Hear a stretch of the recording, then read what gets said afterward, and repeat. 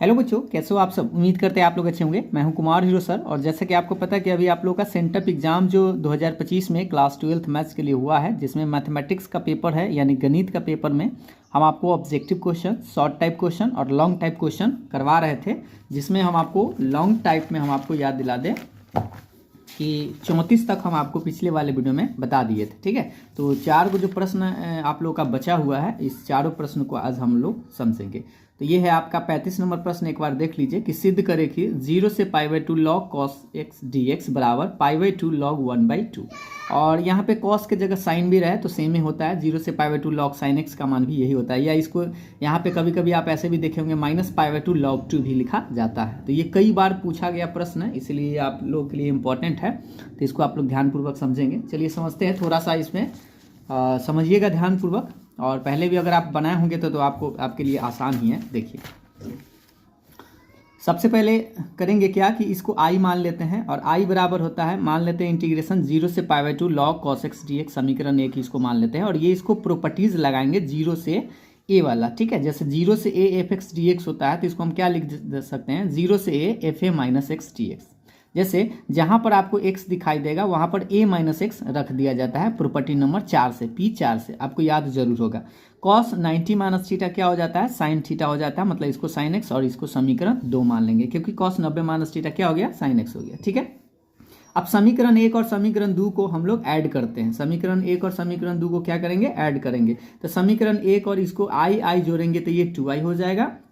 और इसको देखिएगा ध्यान से, समीकरण 1 को, ये log cos है और ये log sin है, लेकिन लिमिट दोनों में सेम है तो हम लिमिट कॉमन ही ले लिए हैं 0 से π/2। और इसमें क्या है, log cos है और प्लस में क्या है, log sin है। तो वही चीज़ लिखा है log cos plus log sin। अब यहाँ से एक नियम लगेगा log m plus log n। तो ये क्या होता है, log m इंटू n, ये गुना में आ जाएगा, क्योंकि log m इंटू एन बराबर आप पढ़े होंगे log m plus log n इसको लिखा जाता है। तो ये cos इंटू साइन है, इसके चलते थोड़ा सा आप दिमाग लगाइएगा कि इसमें हम 2 से गुना किए हैं और 2 से भाग दिए हैं, इसलिए ताकि इसका एक फार्मूला बन जाए 2 sin x into cos x. आपको याद होगा sin 2x का ये फार्मूला होता है, तो इसलिए इसके चलते हम sin 2x लिख दिए और बाई में 2 तो रहेगा। बाकी सब तो सेम चीज़ है, इसमें कुछ ज़्यादा है नहीं। तो अब इसको मान लीजिए ये m है और ये n है, तो log m बाई n पर इसको हम तोड़ेंगे। तो log m बाई n क्या होता है, आप पढ़े होंगे log m minus log n होता है। फिर से समझिए, log m बटा n क्या होता है, log m minus log n। दोनों अलग अलग हो गया। अब दोनों में हम इंटीग्रेशन अलग अलग कर सकते हैं। तो इंटीग्रेशन इसमें भी लगाएंगे तो log sin 2x रहेगा, इसमें लगाएंगे तो log 2x और dx रहेगा। अब यहाँ से करना क्या है, यहाँ sin 2x आ गया है 0 से π/2, सेम है बट ये 2x को हटाना होगा। और ये log 2 क्या होता है, कांस्टेंट होता है, तो इसको हम बाहर कर लेंगे। ऐसा करते हैं, इसको बनाने के लिए हम इसको कुछ मान लेते हैं i1 या कुछ और। जैसे हम यहाँ पर वही चीज़ मान लिए हैं कि ये 2i जो था इसको हम i1 मान लिए और log 2 बाहर कर दिए, तो क्या बचा 1 dx, क्योंकि इसको हम बाद में बनाएंगे।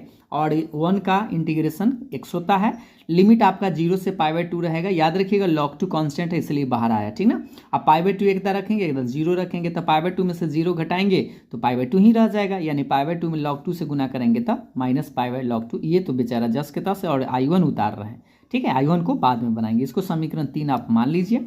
i1 किसको माने थे, तो ध्यान से देखिएगा, 0 से π/2 log sin 2x dx है। तो 0 से π/2 log sin 2x dx है। तो अब यहाँ पर ये जो 2x है यही दिक्कत दे रहा है, तो इसको हम ना कुछ मान लेते हैं। क्या मान लेते हैं, t मान लेते हैं। तो 2x को t मानेंगे तो इसको डिफ्रेंशिएट करके हम dx का मान निकालेंगे। तो आप जानते हैं x का 1 होता है और इसे हम dx बराबर लिख सकते हैं dt/2, क्योंकि यहाँ आ जाएगा dx ऊपर चला जाएगा, तो dx का मान निकल गया। इसमें लिमिट थोड़ा सा चेंज करना समझ लीजिए कि x का मान 0 था। यहाँ देखिए, लिमिट आपका x का मान क्या था, 0 था, तो t बराबर क्या हो जाएगा, 2 गुने 0 यानी 2 हो जाएगा, 0 हो जाएगा।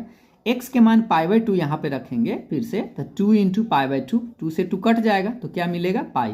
यानी पहले लिमिट था 0 से π/2, अब नया लिमिट आपको मिलेगा 0 से पाई। यानी ये जो 0 से π/2 जो था अब आपको दिखेगा 0 से पाई, क्योंकि हम इसको t माने थे। इस 2x के जगह पे हम t लिख देंगे और ये जो dx है, dx का मान यहाँ पे निकाल के लाए थे dt/2। ठीक है, ये 2 को हम बाहर कर देंगे तो क्या मिलेगा, 1/2 बाहर, 0 से पाई log sin t dt। अब यहाँ से एक प्रॉपर्टीज आपको लगाना पड़ेगा, थोड़ा सा हम आपको याद दिला देते हैं। पहले प्रॉपर्टीज ही देखिएगा कि 0 से 2a dx ये संभवतः P6 में प्रॉपर्टीज होगा। आप देख लीजिएगा कि 0 से 2a dx जो होता है, 2 यहाँ पर वाला बाहर आ जाता है, मतलब 2 0 से a dx हो जाता है। कब? जब 2a - x फंक्शन में रखेंगे और वह प्लस f के बराबर आ जाए। जैसे यहाँ पर देखेंगे, मान लीजिए यहाँ पर 2a ये है, 2a आपको इसमें नहीं दिख रहा होगा कि 2a कैसे है, तो इसको हम ऐसे समझ लेते हैं 2 × π/2, मतलब 2 तो हो गया और a की जगह आपको π/2 दिखाई दे रहा है, तो ये हो गया 2a। तो 2a क्या करेंगे, x की जगह पर यहाँ पर मतलब t की जगह पर रखेंगे, ये ऐसा 2a - x। तो आप जानते हैं कि sin π - x क्या होता है, थोड़ा सा आपको याद होगा। sin π - x जो है sin x ही होता है, अपना घर में ही जाएगा और वो भी पॉजिटिव निकलेगा। तो यहाँ पर हम इसीलिए 0 से जो 2π था, 0 से जो 2a था, इसको यहाँ से हम ई वाला फॉर्मूला लगा दिए, 2 बाहर कर दिए और 0 से क्या हो गया, इसका आधा हो जाएगा यानी π/2 हो जाएगा, log sin t dt रहेगा। किस प्रॉपर्टी से? तो इस प्रॉपर्टी से P6 से। अब देखिएगा, 2 से 2 तो कट ही जाएगा, तो 0 से π/2 log sin t dt रहेगा। अब यहाँ से अगर आप देखेंगे तो क्वेश्चन के जैसा ही है, 0 से π/2 log sin t, लेकिन बस वेरिएबल यहाँ पर चेंज है। तो P0 एक प्रॉपर्टीज है जिसमें हम आपको बताए थे,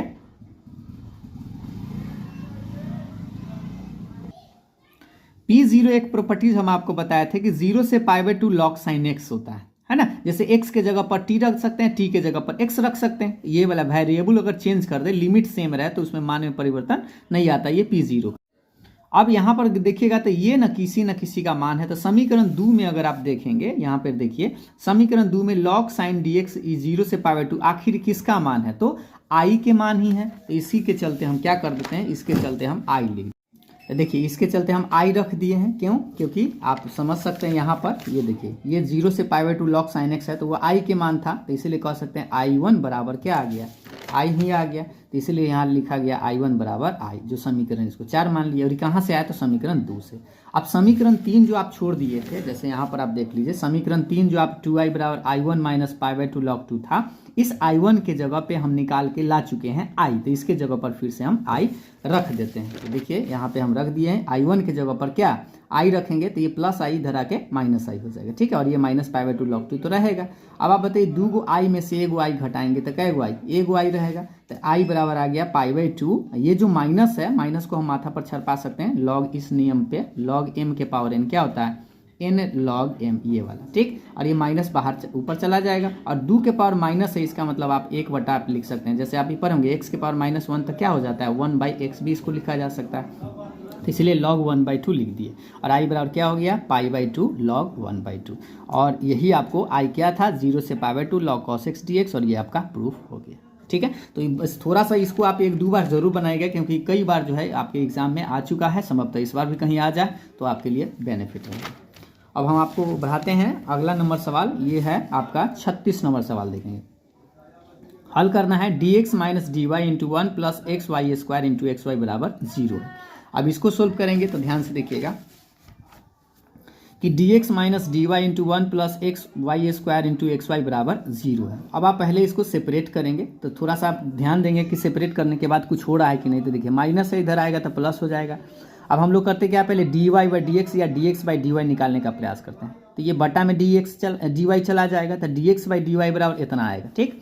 अब यहाँ से अगर आप देखेंगे तो पहले इसको ब्रैकेट तोड़ के देखते हैं, ब्रैकेट तोड़े तो हमें ये मिला xy, और ये x² और y क्यू हो जाएगा। अब इस प्लस xy को इधर लाएं तो dx/dy माइनस xy बराबर हो गया x² y क्यू। अब आप सोचिए कि इस टर्म को अगर आप देखेंगे तो लीनियर डिफरेंशियल इक्वेशन लग रहा है, लेकिन क्या है कि ये वाला xy है, मतलब dx/dy ये दूसरा फॉर्म पर है, ऐसे dx/dy प्लस में होता है py बराबर q, जहाँ पर आपको याद होगा कि p और q क्या है, तो y के रूप में रहना चाहिए, तो y के रूप में ये है और इसके साथ है, बट ये x² दिक्कत दे रहा है। तो क्या करेंगे, सब में x² से पहले भाग दे देंगे। तो देखिए पहले हम x² से भाग दे दिए ताकि लीनियर इक्वेशन पर इसको लाया जा सके, तो x² से भाग देंगे, x² से भाग देंगे, इधर वाला x² जो था वो हट जाएगा।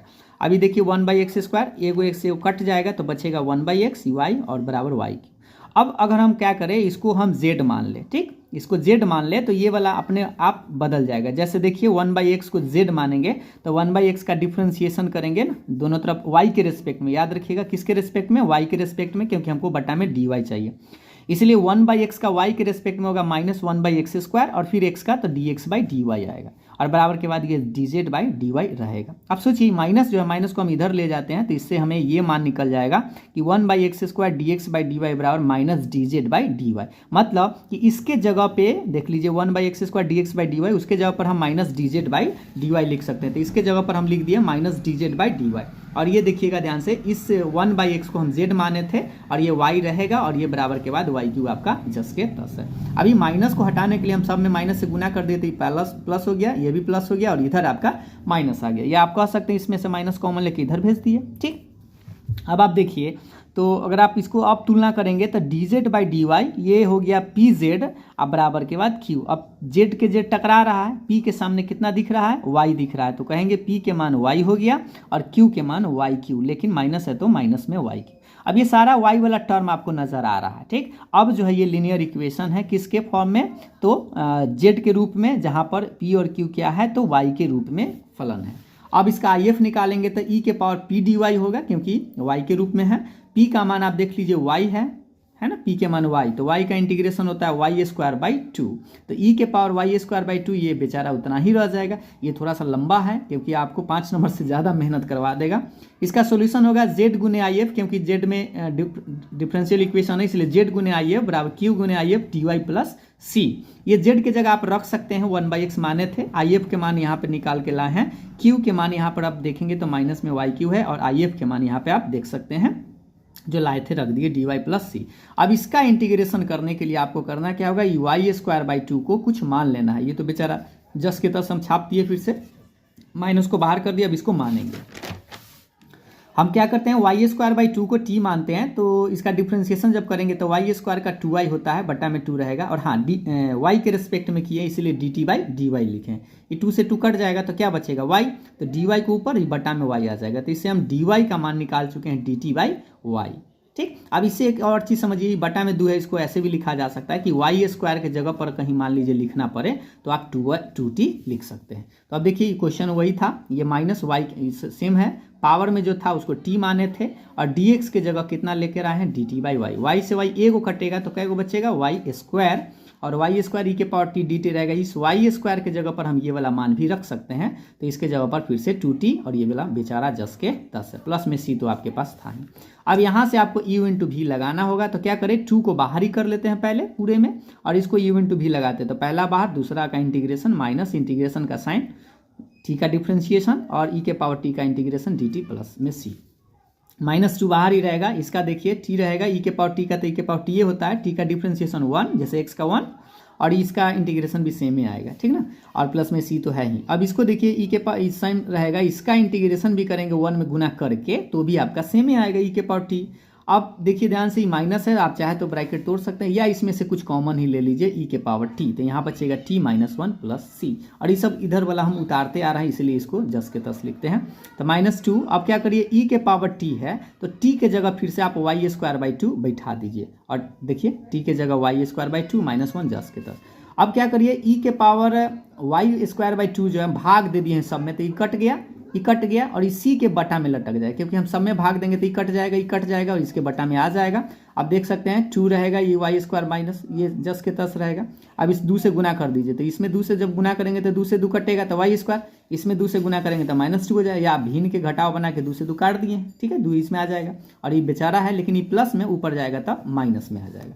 अब ये आपका आंसर हो गया, माइनस से गुना कर दीजिए तो -y² +2 हो जाएगा, तो इसलिए 2 - y² भी इसको लिखा जा सकता है।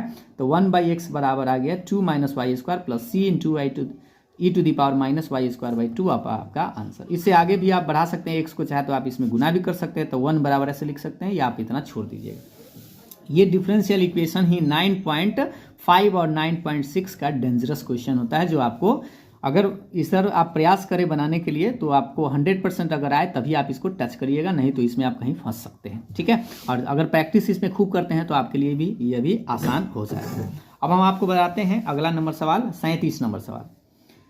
यदि वेक्टर ए बी सी 3 सदिश है ताकि a + b + c बराबर 0 है, मतलब तीनों वेक्टर को जोड़कर 0 है, तो सिद्ध करना है कि a × b और b × c और c × a बराबर ही होता है। इसको साबित करते हैं और कई बार प्रश्न भी आपके एग्जाम में आ चुका है क्वेश्चन बैंक में भी अगर आप देखेंगे तो कई बार आपको देखने को मिल जाएगा। तो देखिए इसको, ये बड़ी आसान है, ये कर सकते हैं। 5 नंबर लाइक है ये वाले, और आपको आपके लिए आसान भी है। तो सबसे पहले दिया गया है उसको हम पकड़ते हैं, a प्लस बी प्लस सी बराबर क्या है 0 है, तो a प्लस बी प्लस सी बराबर 0, इसको समीकरण 1 मान लीजिए। इसमें बस एक ही चीज़ याद रखना है, इसमें गुना करना है, क्रॉस करना है, एक दा a वेक्टर से और एक दा b वेक्टर से, या b वेक्टर या c वेक्टर से, दो कोई से आप गुना कर दीजिएगा। तो दोनों ओर क्या किए हैं, वेक्टर ए से क्रॉस किए हैं, ठीक है, इसमें भी और इसमें भी, राइट साइड में भी। तो जब क्रॉस करेंगे तो ये इसमें गुना होगा तो ए क्रॉस ए, इसमें गुना होगा तो ए क्रॉस बी, और इसमें गुना होगा तो ए क्रॉस सी, और 0 में कुछ से तो 0 ही रह जाएगा। अब देखिए आपको याद होगा कि वेक्टर सेम क्रॉस, जैसे ए क्रॉस ए जो होता है, सेम वेक्टर का क्रॉस जो होता है वो 0 होता है, इसके जगह 0, और ये बेचारा जस के तस रहेगा। अब 0 तो हटा भी सकते हैं, तो ए क्रॉस बी इधर छोड़ दीजिए, ए क्रॉस सी जो प्लस में है राइट साइड जाएगा तो क्या हो जाएगा, माइनस में हो जाएगा। और आपको एक और प्रॉपर्टीज आपको याद होगा कि ए क्रॉस बी जो होता है वह बी क्रॉस ए के बराबर ना हो के किसके बराबर होता है, माइनस बी क्रॉस ए, मतलब इसका डायरेक्शन अगर उलट दे तो ये माइनस आ जाता है। तो देखिए ए क्रॉस सी है, इसके जगह पर अगर हम सी क्रॉस ए लिख दे तो ये माइनस क्या हो जाएगा, प्लस हो जाएगा, क्योंकि सी क्रॉस ए को उल्टेंगे तो ए क्रॉस सी लिखेंगे तो माइनस आ जाएगा। इसलिए यहाँ पर ए क्रॉस सी था और यहाँ क्या कर दिए, सी क्रॉस ए, तो ये माइनस प्लस हो जाएगा। ठीक है, मतलब कि डायरेक्शन चेंज हो गया तो निगेटिव से पॉजिटिव हो गया, अगर पॉजिटिव रहता तो निगेटिव हो जाता। तो ये समीकरण 2, यानी कि ए क्रॉस बी का मान क्या आया, सी क्रॉस ए के बराबर, इसको समीकरण 2 मान लीजिए। तो समीकरण 1 में अभी हम वेक्टर ए से गुना किए थे, ठीक है, आप बी से एकदा क्रॉस करते हैं, तो देखिए बी से दोनों तरफ गुना किए इसी में, समीकरण 1 में ही। तो बी से जब गुना करेंगे तो देखिए B cross A, B cross B cross C, और 0 में तो ये तो 0 ही रहेगा। बी क्रॉस ए तो सेम चीज़ छोड़ दिए हैं, लेकिन यहाँ पर सेम वेक्टर का क्रॉस है तो 0, ये जस के तस। अब यहाँ देखिए बी क्रॉस ए जो है, हमें ए क्रॉस बी लाना है, तो इसको उलट दिए हैं, तो ए क्रॉस बी लिखे हैं, लेकिन एक जैसे उलटेंगे तो हमें क्या लगाना होगा, माइनस का साइन लगाना होगा। ये बेचारा जस के तस, ये जो माइनस में है इसको राइट साइड ले जाएंगे तो क्या हो जाएगा, प्लस में। इसका मतलब यह हुआ कि बी क्रॉस सी बराबर आ गया ए क्रॉस बी के, या इसी को ऐसे भी बोल सकते हैं, ए क्रॉस बी बराबर बी क्रॉस सी, इसको समीकरण 3। बात एक ही है ना, 2 बराबर 4, मतलब 2 ऐसे x बराबर y है, चाहे y बराबर x, एक ही चीज़ है, तो इसलिए a क्रॉस b बराबर कह दिए b क्रॉस c। तो समीकरण ये 3 हो गया और ये समीकरण 2 है। तो देखिए a क्रॉस b का मान c क्रॉस a आया है, a क्रॉस b का मान ही b क्रॉस c आया है। ठीक, तो सोचिए a क्रॉस b का मान c क्रॉस a भी है और a क्रॉस b का मान b क्रॉस c भी है, तो तीनों आपस में क्या है, बराबर है। तो इसलिए समीकरण 2 तथा 3 से हम लिख सकते हैं कि a क्रॉस b बराबर है b क्रॉस c के, बराबर है c क्रॉस a के, और यही चीज़ आपको प्रूफ करना था। ठीक है, अगर आप इतना करते हैं तो ये 5 नंबर लाइक बड़ी आसान है और असंभवता आपको याद भी हो जाएगा, क्योंकि बस एक दा वेक्टर ए से, एक दा वेक्टर बी से, या कोई करता वेक्टर बी से और वेक्टर सी से, तो भी आपका हो सकता है। ठीक है, अब लास्ट देखते हैं। लास्ट में भी थोड़ा सा आपके लिए डेंजरस ही है, थोड़ा समय इसमें लगेगा। देखिए, सरल रेखा के समीकरण को प्राप्त कीजिए जो दोनों सरल रेखाओं इतना और इतना पर लंब है। मतलब ऐसा समीकरण आपको निकालना है रेखा का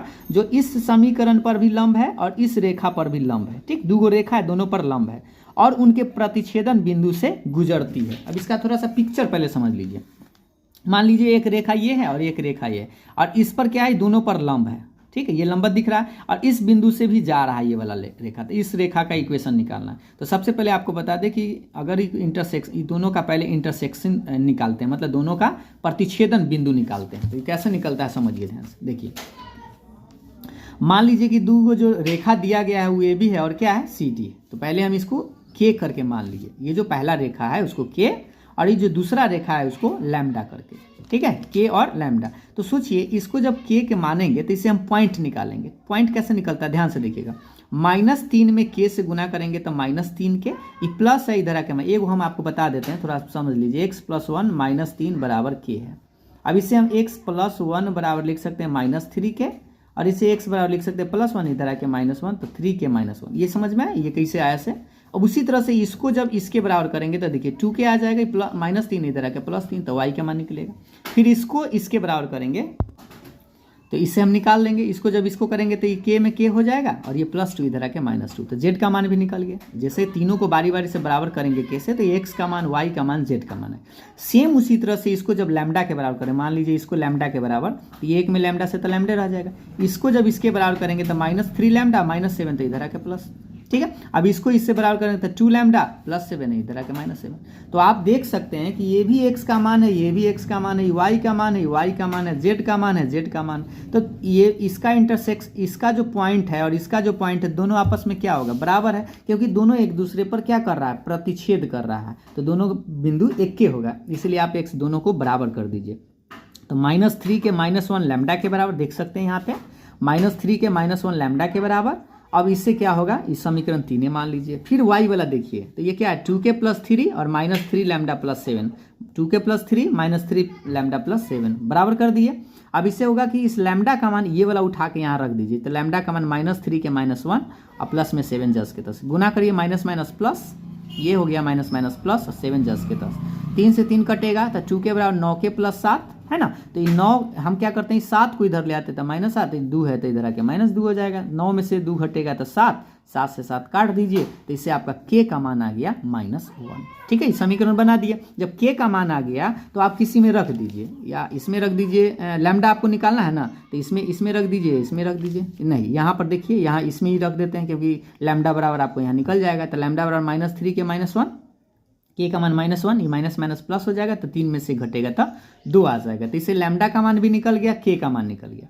लेकिन हमें प्रतिच्छेदन बिंदु निकालना है, मतलब x, y, z। अब क्या करिए, इसमें रखिए, इसमें रखिए, इसमें रखिए, क्या, k का मान और k का मान, तो इससे आपका तीनों बिंदु निकल जाए। तो k का मान कितना है, -1 है, तो यहाँ पर रख दीजिए। तो -1 तो -3 + 3 हो जाएगा, 3 में से 1 गया 2, यहाँ -1 रखेंगे तो 3 में से 2 घटेगा 1, और यहाँ -1 रखेंगे तो माइनस में ये 3 हो जाएगा। तो यही आपका पॉइंट आएगा 2, 1, -3। या आप लैम्डा का मान 2 जो लाए हैं, इसमें आप 2 रख दीजिए, 2, तो देखिए 2 मिल गया, 3 दूनी 6, 7 में से 6 गया 1, यानी 2, 1 आ गया, और 2 रखें तो 2 दूनी 4 में से 7 गया, देखिए 2 दूनी 4 में से 7 गया -3। तो ये आपका इंटरसेक्टिंग पॉइंट निकल गया है, 2, 1, -3। ठीक, अब इस बिंदु से जाने वाला रेखा का समीकरण पहले आप समझ लीजिए कि अब इस रेखा का समीकरण का रूप क्या होता है, x - x1/a, y - y1/b, z - z1/c।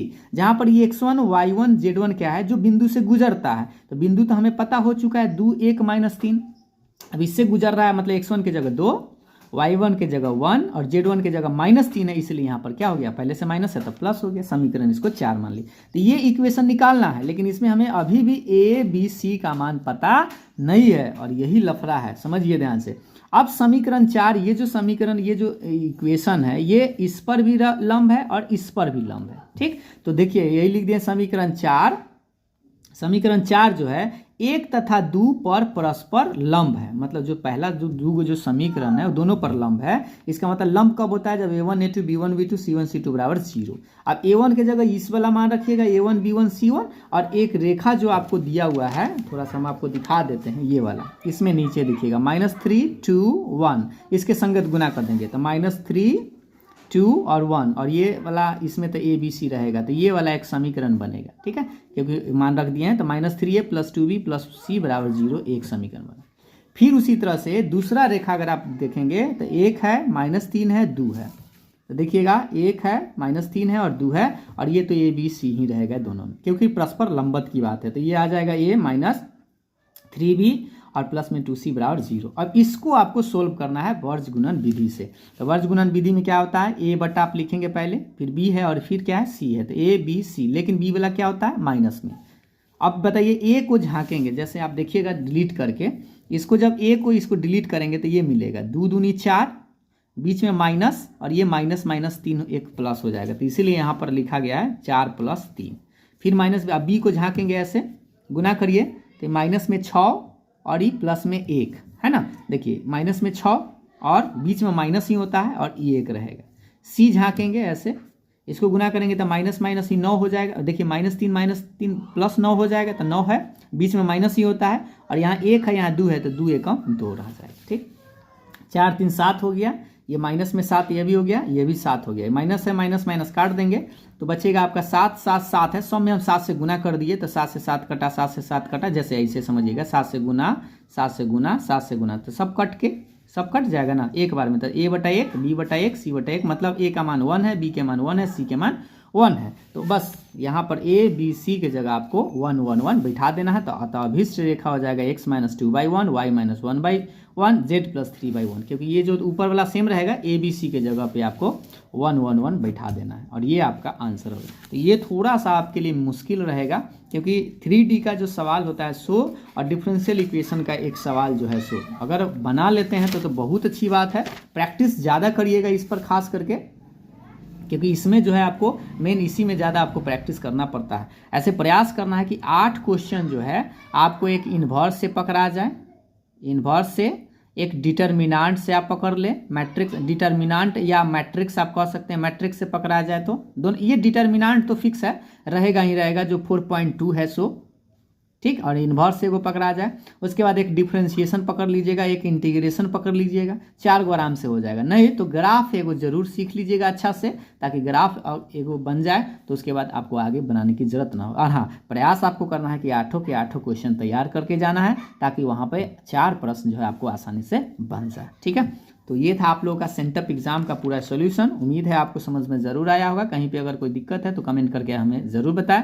और उसके बाद जो है आपको कुछ इंपॉर्टेंट फार्मूला जो है हम आपका उसका भी सीरीज चलाएंगे, जिसमें आप देखकर आप अपना रिजल्ट बेहतर कर सकते हैं। चलिए, वीडियो पसंद आया तो लाइक शेयर जरूर करेगा। फिर मिलते हैं अगले वीडियो में, तब तक के लिए बाय बाय, थैंक यू।